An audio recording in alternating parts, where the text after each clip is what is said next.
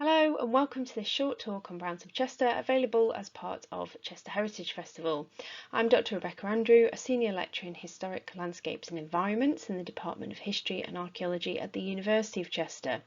What I want to talk about in this presentation is the research I've been carrying out at Cheshire Record Office recently as part of the More Than a Shop Remembering Browns of Chester project I'm currently working on with Cheshire Archives and Local Studies and the Grosvenor Museum to trace the history of the shop and capture the memories of those who worked and shopped there.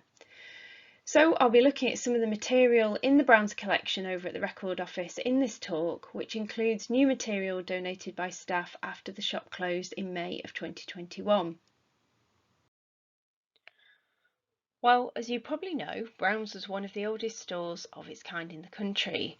It had traded continuously on the same site from 1791 to its closure in May 2021 after being run by Debenhams since the 1970s. But before the business took up residence on Eastgate Row, pictured on the slide here, its founder Susanna Towsey ran a drapery and haberdashery shop at the corner of Eastgate and Bridge Street Rows, so not far from where it ultimately makes its long-term home. She married John Brown in 1788, who was a druggist, and his family were shoemakers and also involved in the fashion trade. And Browns very quickly established an exclusive image. Susanna and a business partner travelled down to London twice a year to assess the latest fashions and make purchases of materials which could be tailored on site back in Chester to sell to the elites of Cheshire and further afield. So we can see from its early years, Browns is really identifying the rise of wealthy female consumers who want the latest fashions but live outside of London. So Susanna has been very savvy and found a new gap in the market, and one that proves to be successful. So much so that after her period of running the shop, by the late 19th century, Browns has become the premier department store in Chester. So it's going beyond even her lifetime. But it's also starting to face competition from the rise of other businesses such as Richard Jones's Drapery and Home Furniture Store. And really a business model based on selling only to rural elites and landed gentry was not going to be sustainable in light of 19th and 20th century social and economic transformations. So Browns therefore needs to appeal to the burgeoning middle class during this period as well. And this is really where my most recent research comes in, looking at the early to mid decades of the 20th century, the ups and the downs of the shop's fortunes, and how it adapts to survive. So for the rest of this talk, I'm going to focus on three of the key themes I've identified from what I've been looking at in the collections at Chester Record Office. Those are the building itself that you can see here on Eastgate Row, staff, and finally the brand and identity of the shop. Now, one of the reasons I wanted to focus on the building as a key theme in this talk is because it really is a very strong feature in the historical documents and records I've been looking at of the business in its own right. It's kind of a character in its own right, if you like, for lots of different reasons, not least because of its symbolism as being continuously used since the 1790s, and also its place within the historic rows.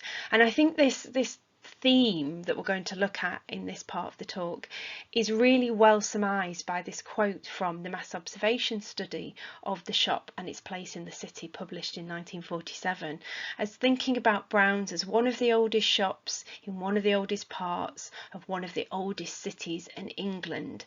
And so we can see the image we have of the shop and the business in the present. We can actually track that back historically and think about this emerging as a continuous theme from at least the 1940s. Now, there are two elements to the building as a very special part of the business in its own right that are worth looking at this point. The first is that obviously it's a nice selling point to attract customers. It's a local landmark. Any of you that have walked past the outside of it or walked through the interior know that there are really many beautiful parts to this site. There's also the novelty factor. of Browns of Chester. I mean, where else could you have your lunch in a 13th century crypt, as one of the adverts on this slide suggests? Now, we can see that from the late 1950s, by looking at this example on the left of the slide, that Brown's is positioning itself as one of the historically renowned buildings in the city, which of course includes the rows where the shop is situated. So it's marketing the store in official tourist guides as a destination in its own right, not just as somewhere to buy the latest fashions or goods, but to draw people in to experience the building with its varied architecture and original features. And as we move into the later 20th century, increasingly when you think of Browns of Chester, you think of an historic building with a history and heritage of its own right, which brings us to the second element. What I've been thinking of as tension between the image of the building and the realities of running a business in it. The letters from Leonard Harris, the chairman of the company at the time, to staff that I've been reading in the record office, which stretch from 1939 into the 1960s, frequently note and make reference to what a logistical nightmare it is for efficiency and maintenance. And in an increasingly competitive market, older stores like Brown's needed to keep up with the latest trends in consumer habits and tastes and to compete with the modern high street. And after the Second World War, they were also then competing with the new shopping centres that were being built across the country. So we have the historic image of Brown's, but also to keep up with all of these modern venues for shopping, regular programmes of modernisation and change within the building. So we can see in these adverts that they're saying, yes, there's a chance to come and experience the uniqueness of the city and of the shop. Yes, experience things like the 13th century crypt, but there's also more to us that you can discover inside. And a good example of this is where they're picturing themselves and marketing themselves in the 20th century as a modern business. And this tension between the older site and the demands of the modern consumer into the mid and later 20th century is really apparent if we look at another advert here, kind of building on those we looked at on the last slide, where you can see that they are making clear to the consumer that they are moving with the times, they are always moving into tomorrow. The store of tomorrow gets top billing on this advert. It's also the store of yesterday, so it has this longevity, it has this history and heritage, it's also up to date for today, but they're also very clearly trying to make the consumer aware that they are looking towards tomorrow. They are a modern business located in a historic site. And if we jump forwards into the very early 21st century for a moment, we can also see this even in 2002, where I discovered these posters that I was looking at the record office that really do the same thing as the ads we've just looked at from the 70s and 80s, where they're celebrating the best of yesterday whilst modernising the shop for the consumer of today and tomorrow. So they have lovingly restored features like the staircase from the mid 19th century and the chandeliers, but they have also modernised. They are also thinking about current and future consumer needs by adding in an escalator, by adding in modern electric lighting to display their goods. So this is a kind of continuation of a theme across a long period of time from the mid 20th century right into the 21st century.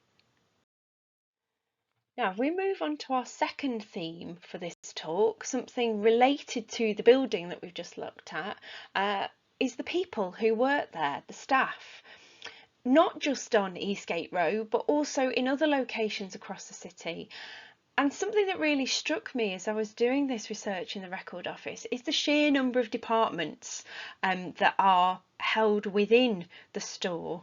And if we have a look at the ad I showed you on the last slide for a moment, we can see them talking about the more departments and a bigger choice than ever before. Again, it's this idea of improving and keeping up with customer demands and trends. And what I've been doing as part of my research in the Record Office is compiling a list of departments, which by the time I'm looking at really in the mid 20th century, have obviously grown considerably since Susanna's time. One advert from 1959 proclaims the shop had 50 absolutely up-to-date different departments. But a recurring theme in the material I've been looking at is that the number, position and layout of these departments frequently change across the 20th century. At one point, the chairman, Leonard Harris, merges a number of departments to create shopping areas, as he calls them, designed to encourage customers to shop through rather than visit only one department, which is quite a savvy business move because you're hoping that increases your customer spend for every visit, but it also allows staff to move around the shop to serve customers across different areas beyond their own immediate, what was a department, I suppose, in Harris's never-ending quest for staff efficiency and efficient use of the shop. So aside from the departments for clothing, furniture, toys, travel, electrical items, there are also a considerable range of services that the shop offers customers. Now a few of these, and I stress a few, are pictured on this image here, but there were a considerable number of additional services that Browns offered, which went beyond just the goods that you could buy within the shop. And what they were really seeming to try and become or to offer for the customers, really to be a one-stop shop destination where you could buy everything you needed for a special occasion like a wedding or for furnishing your first home, for instance. So this level of associated business meant that the firm needed a series of workrooms, pictured here. So we have staff working in sales on the main shop floor, which is probably the element that most of us are most familiar with. We've also got them working, as you might imagine, behind the scenes for things like payroll, but also in house removals, making and repairing furniture, interior design, soft furnishing. And this is why I think Browns employs hundreds of staff. I think around 300 people were employed in the Eastgate shop alone in the 1930s and 40s, and probably if we add on all of this associated business in the deliveries, in the removals, in the workrooms, another couple of hundred if you add in all of that associated activity and services. So it's a really significant employer in the local area. The other thing I've been looking at in the kind of under the theme, we might call it, of staff, are the rules and expectations around people who worked in Browns, in keeping up the image of the company, the image of Browns of Chester, the identity of the shop in everything they did.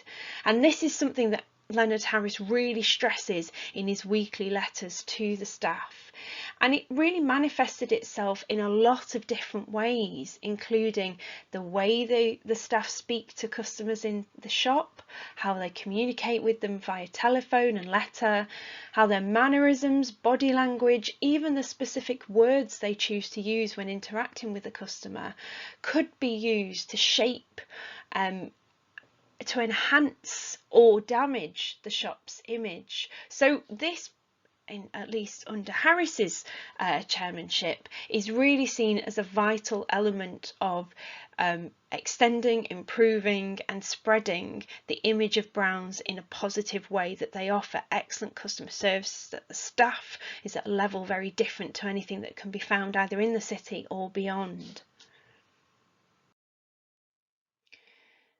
And I think this really then nicely segues us into the last theme for this talk, which is thinking about the brand, as we might now call it, of Browns of Chester. And I love this quote from one of Harris's letters on the slide here. We should never refer to ourselves as Browns. So I would have been told off for how I have been referring to them throughout this talk. We are Browns of Chester.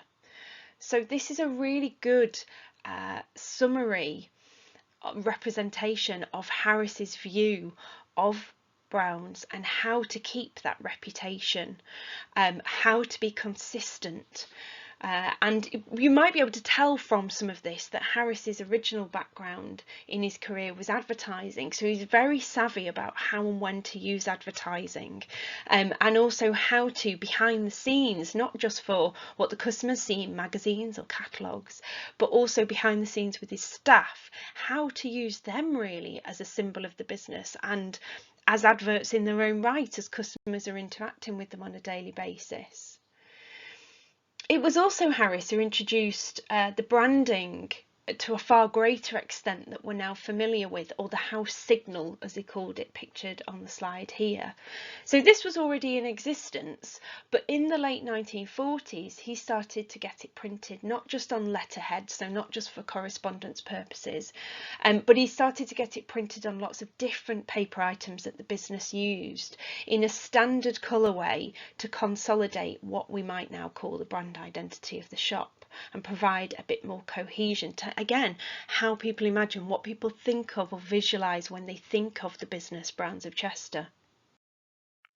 So thinking about the Browns of Chester brand really brings us full circle to thinking about the building as well as the business. And I found these two brilliant images, I think they're absolutely lovely, from the collection in the record office, where we can see that the women here are dressed in the latest modern fashions, and these are taken from magazine catalogues advertising what you can buy at Browns of Chester. So these women are posing in the most modern fashions, but they are, if you look, in front of ancient landmarks like the Dee Bridge in the city of Chester, and of course Browns of Chester. So on the right she stood on the rose with Browns of Chester in the background. And I think this is a really nice summary of everything I've been talking to you about in this presentation, because it is again that kind of tension between the old and the new, the modern and the historic, which Browns of Chester, the brand and the business, is really wrangling with throughout the 20th century, but as we saw, is still really embracing as part of its identity into the early 21st century. So this is really a summary of these key themes that I've discovered in my research, and as far as I've really got going through the collections at the record office. But an important part of the project is also your memories. So one of the great things about our project that we've all really enjoyed has been getting to speak to and hear from people who have such great memories, and really vivid memories often, of Browns of Chester at various points through their life. Whether it's working there, shopping there, people have shared their photographs, their objects, as well as their memories. And we're still really keen to hear from people who would like to either keep in touch and get updates about the project and what we're doing, or to potentially share their memories or anything they might have at home, like photographs, with us. So we have a project blog. The website address is there on the slide.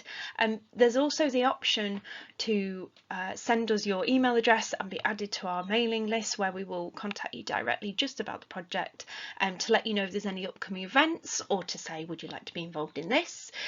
There's also the option to share any photographs or any memories you might have at home, and also help us with some of the various mysteries that we regularly discover in our Browns of Chester research. One of the current mysteries we're hoping to solve is to get an image of one of the commissionaires, one of the doormen that were posted at the front entrance of Browns, that were often the first point of contact with customers and the shop. The Grosvenor Museum has one of the hats that the commissionaires would wear as part of their uniform in its collection, but we've never seen a photograph of one of the doormen at the front door, or even in their uniform. So if you know of one, if you have one at home, or anything related to that, please do have a look at our project blog and contact us. We'd love to hear from you. So that's it. Thank you for listening to my research and what I've been finding in the archive so far. Please do keep in touch with us, either via social media, or our Twitter accounts are all listed on the slide here, or via the project website.